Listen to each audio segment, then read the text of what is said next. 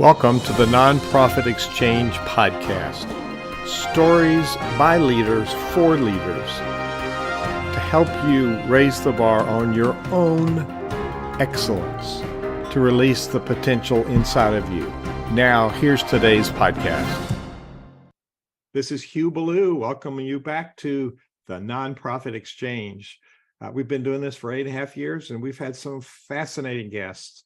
Today, we're going to deal with employee retention. Now, we're running a business. We're running a nonprofit, but that's a business. And we have employees, we have volunteers, we have staff, we have contractors. It's more costly than any of us know to replace an employee. So we're going to talk about the retention and absenteeism today, and it's up to the leader. So Douglas, we're talking to nonprofit leaders and clergy today, and they don't know you. So tell them a little bit about you and your background, and why do you do this work? Okay, well, thanks, Hugh, and pleasure to join you today, and I look forward to interacting with your audience. I'll step back many years ago that explain a little bit of how I got involved in this. When I graduated university back in, way back in 1979, I actually worked in the food and chemical industries in various management positions for probably about 25 years. And the last half of that was really in sales positions and different roles, but primarily selling different products and services into the commercial side of and the industrial side of the economy. Around 2000, I started a part-time business that was involved in employee recognition. So employee recognition products, employee reward products. And I felt then, and I still believe now, that recognition and appreciation are really one of the cornerstones of engagement. It's important to recognize and appreciate employees for their effort, their hard work, their achievements, and so on. But really, the reason I started that business was I had young children at the time that were getting into their teenage years, and I wanted to teach them a little bit about the business world and help them learn a little bit of money.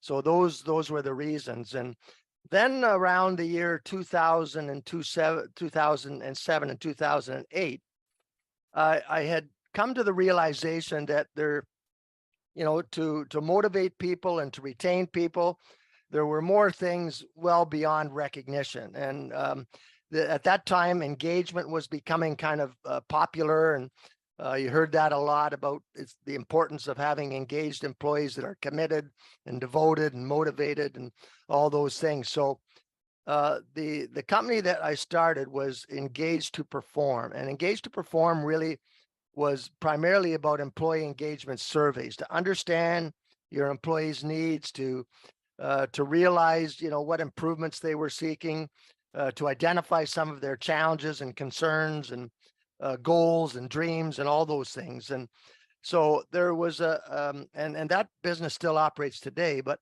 over this time frame, we really had an opportunity to collect a wealth of data that gave us real true insights into employees and what their feelings were, what their thoughts were about their careers and the companies they worked for, and so on. And so that was a real eye-opening experience. And what we identified was really about 20 common categories. Now, that's not to say, and there are very unique differences within those common categories, but those 20 common categories are what we call the key drivers to employees' decisions to stay or to resign.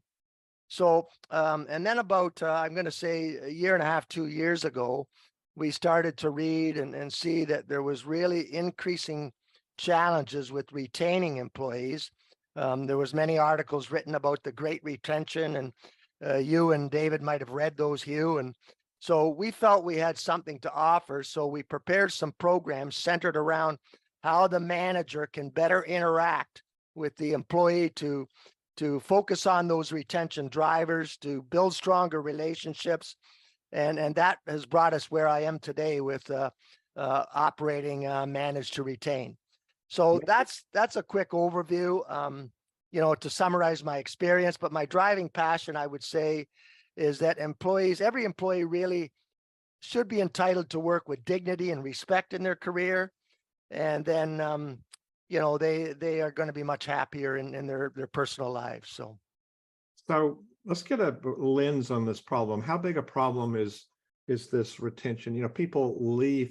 It used to be, my dad worked a whole career in an organization and then got the Yeah. gold.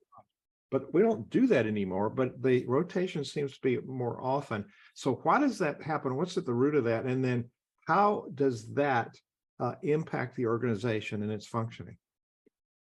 Well, yeah, there's a lot to uncover there, but definitely times are changing. Back in the 50s and 60s when we grew up, I guess, a lot of people did work for maybe one company for their career, or maybe one or two. I would say the average now is probably 8 to 10 career changes over a lifetime. And there's different drivers for that. I think business world has changed. I don't think there's maybe as much loyalty from the company side as there was at one time. If there's downsizing or change and restructuring to deal with the business issues of the world, often employees, can be out of a job, or they can have a changed role or something like that. And so those one things. I would say also now that there's many different generations in the workforce. And I think some of the younger generations definitely do have a different approach, different beliefs about work, different attitudes maybe about work. And not to say that they're wrong, but they're just different than really what we grew up with. So if an organization isn't meeting some of their needs and expectations, they will look elsewhere. And that's been well written about and well documented. And there was a second part of your question, Hugh, that I may have missed, but Well, how big is this problem? oh, it's a tremendous problem, not only in the business world, but I suspect that nonprofit organizations are struggling with this. Just to give you a sense of the economic impact, it's been said now that turnover costs the U.S. economy about between 700 and 800 billion dollars annually. So that'll give you some sense of how big this challenge is and how big this problem is. And just a further note, we recently ran some poll and studies, and what we saw was that many organizations are finding it hard to keep employees even 18 months of time, so a year and a half. And it was about 25% of the respondents indicated that they're losing people within 18 months. So that's a real eye opener too, that, when you're investing money in training employees and trying to help them help themselves as well as help the company, and you're putting that time and effort and resources into that, you're really not getting your money back if somebody leaves in a year and a half. Let's focus on, we could talk about that topic all day. That's a big deal. But let's Yeah. focus on the person of the employee. Now, you talked about the company valuing and then the employee, the loyalty from both sides. And I think that's changed on both sides over the years. But the statistics for nonprofit leaders specifically is the burnout rate is before the pandemic was 45% in some of the surveys, and 75% were looking at the exit door. So their personal needs weren't being met. They were being driven and they were reaching a burnout point. And as you know, the nonprofit leader works for the board. And sometimes boards don't value the personal needs. So speak about this driver, and maybe it goes back to even the hiring process. So what do we do about the personal needs of the employee, and why is that important? Yeah, well, they are important. And, I think that when you talk about burnout, I think when people are engaged and they're motivated and they're enjoying their work, I think burnout is still going to happen, but probably at a lower level. It's not going to be as much because people enjoy their work. They're fulfilled in their work. But when they are facing drudgery and tasks that they don't enjoy, and they're not communicating perhaps with their boss, or they don't have a chance to work with their strengths, or the experience isn't what they expected, then it becomes more of drudgery. And I think the potential for burnout is much higher. But I want to elaborate a little bit on the unique needs, because all of us are unique in our own way. And we call these intrinsic factors. And, but we all have our own desires, goals, and needs and interests and expectations and so on. And, but they also, every one of us approaches our relationships differently. And some are more communicative or extroverted, while others are maybe more shy or introverted. And again, everyone has a different personality to some degree. And then you can even look at things like strengths and abilities and how they relate to how people approach their jobs and organize their work and so on. So, really, I think that's an important thing that the managers and senior leaders have to understand, is that those unique drivers and unique keys have to be met, because they often control the emotions and feelings about what someone thinks about their job, what someone thinks about their careers. And when organizations put in place generic programs or corporate-wide programs that are designed to kind of benefit the employee, and often they do, and I'm not critical of benefits, but many times they don't address and support and meet the needs, those individual personal needs of the employees. So I hope that I've explained that properly. I think so. And David and I both have been on both sides of this equation, haven't we, David? Absolutely. And what you just alluded to was pretty important, that oftentimes those one size fits all things are doomed to failure from the onset. And I think, they are. When it comes to stuff like that, what kind of role does the manager have to play in that thing? Is he following the corporate, mandate, or is he, or she responsible more so to the employee? Can you elaborate on that a little bit? Yeah, I will, David. Thanks. And it's a good question. And it's one that maybe there isn't an easy answer to, but I'll do my best here. I think, first of all, the managers are put in place by senior and leaders and owners to often manage a department or manage a group of employees and generate results. And there's nothing wrong with that. I think the managers and their department have to generate results to be successful, to achieve the goals and to achieve the objectives of the company and help them grow and be profitable. So there's certainly that side of the equation, but it really boils down to how they do that and how they lead.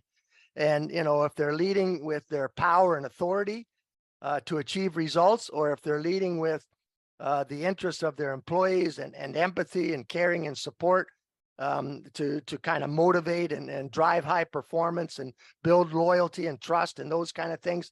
It's two separate worlds. And but if they can lead with the second part of that equation with trust and motivation and loyalty, they can achieve the same results, but at the same time, they can bring their employees with them. And by that, I mean having strong followers who are committed to the objectives of the company, to the objectives of the department, to the mission of the company and so on. And just to elaborate a little bit further on the manager's role, when we look at those key drivers of employee retention, just an example, as I mentioned earlier, employee recognition still is today very important to appreciate employees for their effort and their achievements, but every employee likes to be recognized differently. Some are shy and introverted and don't want to go up on stage with a massive audience clapping and things like that. So they might require a more personal thank you note or perhaps a dinner out or something like that. But again, who's responsible for that recognition? And often it's the manager, because they're in the position to know what that employee has achieved, what work they put into something, what they've gone above and beyond, or those kind of things. And so it's often the manager that controls and influences that recognition. And that's just one of several examples where the manager really is in the driver's seat to influence and control those things. Yeah, I would highly agree with that. And there's a lot of the whole employee employer relationship has changed basically because of COVID and the way things have, evolved over time.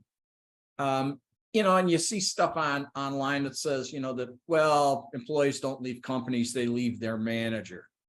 Well, True.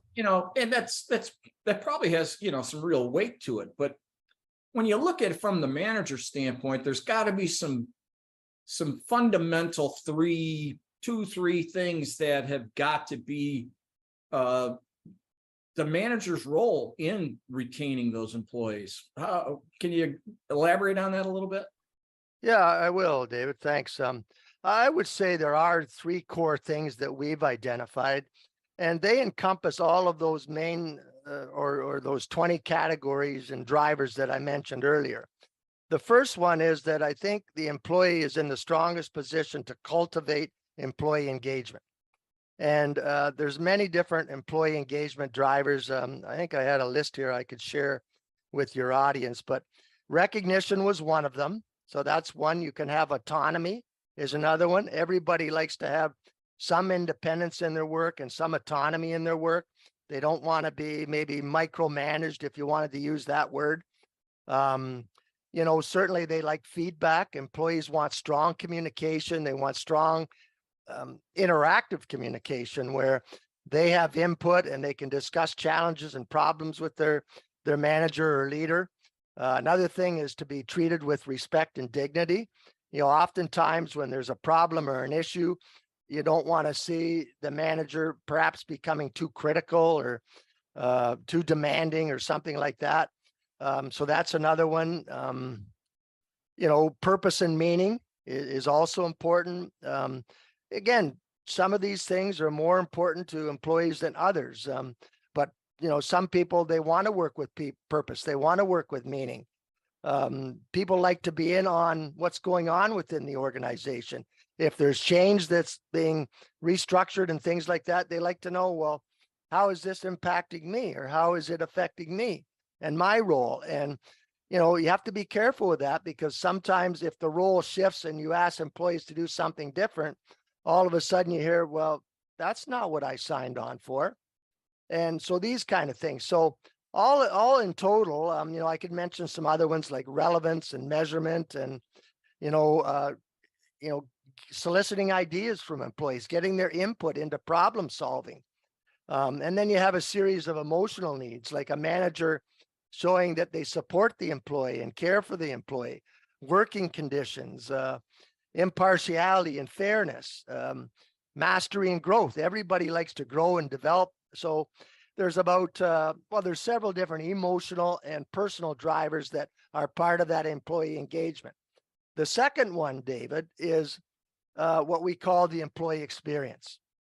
And everybody wants to enjoy their work experience. So that can really relate to, their strengths. Do they have an opportunity to work with their strengths? I think it's important to define really what would be a rewarding experience for the employee, to just have some discussions with them, try and understand what they're looking for in their work and their career. And then you can try and tailor the work a little bit to kind of meet those needs and expectations. And it's not only defining what they're seeking, but also exploring some of the work roles and responsibilities and some of the metrics that are measuring that, to make sure that they're comfortable with that. They understand what's expected of them in their work role. And maybe if they're challenged, or if they're focused, they might need some training, or they might need some support. So those things are part of that work experience as well. And then lastly, we really feel that, and this has been shown in a lot of our work and studies, that employees that don't have a chance to grow and develop and move towards their career goals, ultimately, they're probably going to look for something else. So we always encourage the managers to help the employees. They can help them in the creation of a career development plan. Now, that's not to mean that the manager does all the work and everything. It's actually the reverse. It's the employee that does the work in trying to define what they're looking for, what direction they're trying to go with their career, what work interests them, what is their passions, and what steps do they need to take to get to that place. And the manager acts as a conduit or support to try and, assist where needed to do that. So there's those three cores: and cultivating engagement drivers, building rewarding work experiences, and helping the employees with their career development plan. That's amazing. So I'm going to piggyback on what David said earlier. He said many times people don't leave a company, they leave the leader. And so one of the things that Steve Jobs did, walk around, and he spent time with people and he empowered people. He also said, we don't hire people and tell them what to do. We hire people, train them, and then they tell us what to do, because he respected the value of their perspective and their skills, which means you got to hire right to begin with. So sometimes it starts there. But talk about, leadership, and from our training in Center Vision is based on relationship. If you have a relationship, then people are going to, like the conductor. I'm a musical conductor. If the orchestra respects the conductor, they play as you intend. If they don't, they play just as you, and you can't direct everything. So the relationship piece comes through regular intervention, regular conversations. Speak about that piece a little bit and why it's important. Okay.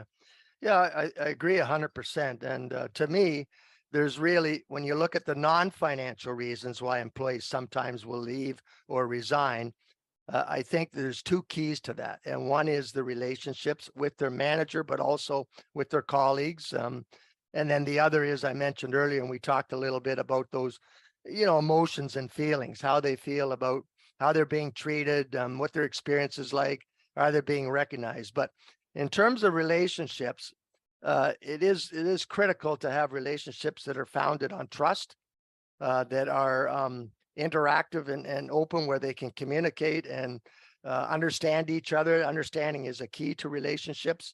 I think if the managers and leaders are able to have regular one-on-one conversations with employees, they're in a position to better understand their needs, support those needs, and that strengthens the relationship, because it's showing empathy, it's showing caring. And those are the cornerstones, or the keys to building strong relationships and communication. And those are the things that I think help leaders and managers in strengthening their relationships. So we need to take an objective view of the risks of whether you're going to lose some key personnel. I had a friend that ran a really high level business, and he called me one day, says, I need you to come work with me. I said, why? He said, I had a remote salesman resign with a fax, and I didn't know anything was wrong. So sent him a fax and said, okay, I quit. So sometimes we isolate ourselves as leaders, so we don't really know what's going on. We haven't done what you just talked about in building the relationships and having conversations, and then we could spot the signals. So how do we know that we're at risk of losing some key people? Yeah, I've heard similar stories from time to time, and there's different ways. I think surveys are certainly important, because you can get some feedback. I think those one-on-one conversations, or even group conversations, can raise some information, give you some insights into that. We have a tool that we work with. It's called our Retention Risk Analyzer. And really what it is an assessment of those 20 key drivers in terms of what employees are thinking about the drivers that really affect their decisions to stay or to leave. Exit interviews is another one. I think exit interviews, it's a little bit about the horse is already out of the barn, so to speak. The person's already made a decision to leave, and you're asking to give us insight of maybe what went wrong or why. And I think it's a little bit too late. So I would caution against that. Not to say that they can't provide some insights, but the other thing is stay interviews. You've heard that term perhaps, where periodically a manager will sit down once a year or something and ask the employee, what is it you need to stay here, or what keeps you working here, what do you enjoy? And our ideas are to go a step beyond that and have more regular conversations. But those are 3 or 4 different things. And there was another point that just escaped me, but it'll probably come back to me about that. most of those systems, I don't care if you're in a nonprofit or church or synagogue or business, the highest dysfunctions are the hiring process because we don't hire the right way Yeah. for the job, and then creating expectations for the position. And then the the assimilation, and then creating the expectations, and then you got something to have conversations around. And the other dysfunction is the annual review. I've never seen so many bad procedures, and everybody's nervous about it. And it's not a win-win. It's basically a lose-lose because everybody gets. Now we could spend a whole workshop on any of these themes. I mean, this is a big topic, and it impacts the how we function. So David and I are going to talk a minute about our community for nonprofit leaders, where we offer resources for. It's hard leading nonprofits, and we need the camaraderie of community, and also need some other support that we don't even know we need. So before we do that, your website is Manage to Retain, with the 2 being the number. That's correct. Number 2 retain.com. So if people go to the website, what would they find? Well, they'll find, we feel, a pretty good overview about who we are and what we do. There's some information there on the business case regarding employee turnover and also absenteeism, and just what the costs are. I think it's outlined in, certainly there's direct costs involved, but there's many different indirect costs involved that people don't often recognize or realize or calculate. And quite frankly, those indirect costs can be often more than the direct cost. So there's a little bit of information there that explains that. It explains our services and solutions, what we feel we can offer to businesses and nonprofit organizations in terms of helping their managers strengthen their relationships and, build the positive emotions and feelings that employees have towards their career. If they get too many negative feelings, then they're often likely to look elsewhere or search for another job. So there's that. And then there's some contact information as well that is listed on the website. So I mentioned before we got on here that those of us who are old gray hair guys have a lot of wisdom to share. And I like to say I'm an expert in leadership because I made all mistakes. So David and I, David's the board chair of Center Vision Leadership Foundation, and we have a very robust community of leaders.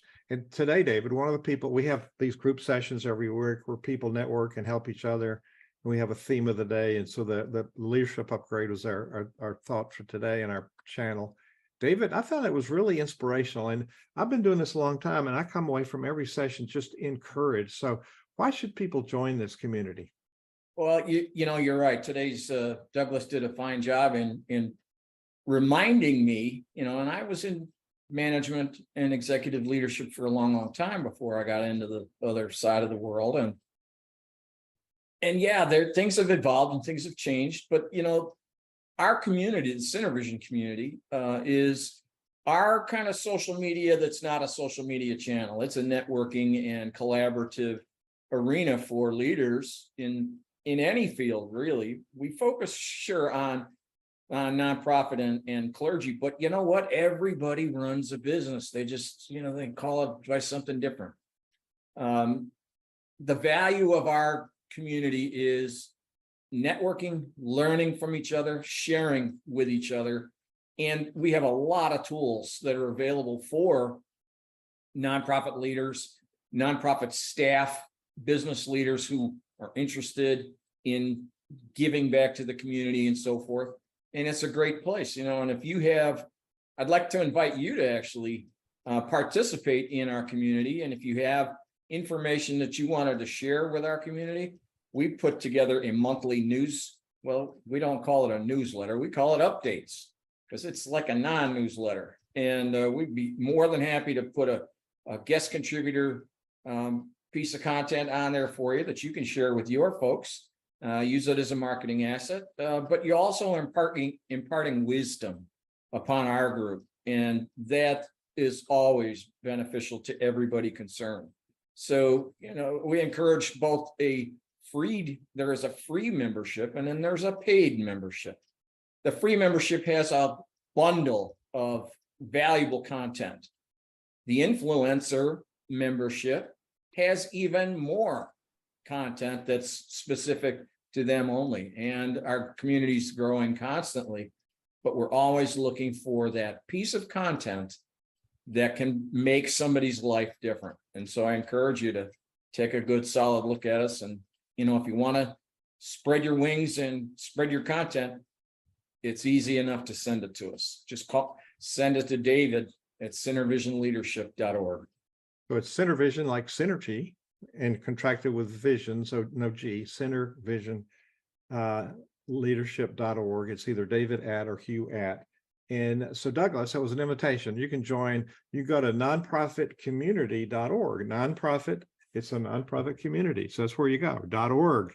And not only can you share some of your wisdom, you can network with people. We don't sell, we don't hit each other for stuff. We help each other. So it's a whole different than social media, which sometimes I would enjoy that. It's not very social. So Douglas, what do you want to leave people with today? Yeah, just a couple of core thoughts, maybe, Hugh. I think every organization, the workplace is changing. I think we all recognize that. I think leadership has to change with that as well. And I think we're seeing signs that the old command and control style of leadership is probably long gone. And it has to be more interactive. It has to be built on trust. It has to be showing some empathy and caring for employees, has to be supporting employees. So having said all that, I think it's important for organizations that want to retain their talent and keep their people to be constantly diligent about focusing on employee retention. And it requires some strategy and it requires some planning, but in the end, it will pay dividends. And the alternative to that is that you maybe don't do anything and just hope for the best. And I think if that's the case, you probably will have some challenges in this area. And the second thing that maybe I can leave with the audience is that get your managers involved in the retention process.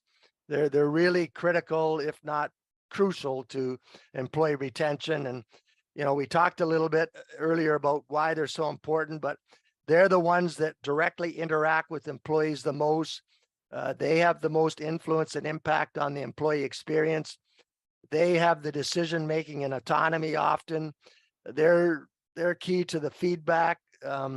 They represent employees in meetings. They do the crisis management. They do onboarding. They do all these kind of things. So they're really important to retention also. Douglas Brown, thank you for being our guest today on the Nonprofit Exchange. You've given us lots of things to think about and lots of value. Thank you. Yeah, my pleasure, Hugh and David, and thanks so much for having me as a guest. Thank you for watching the Nonprofit Exchange.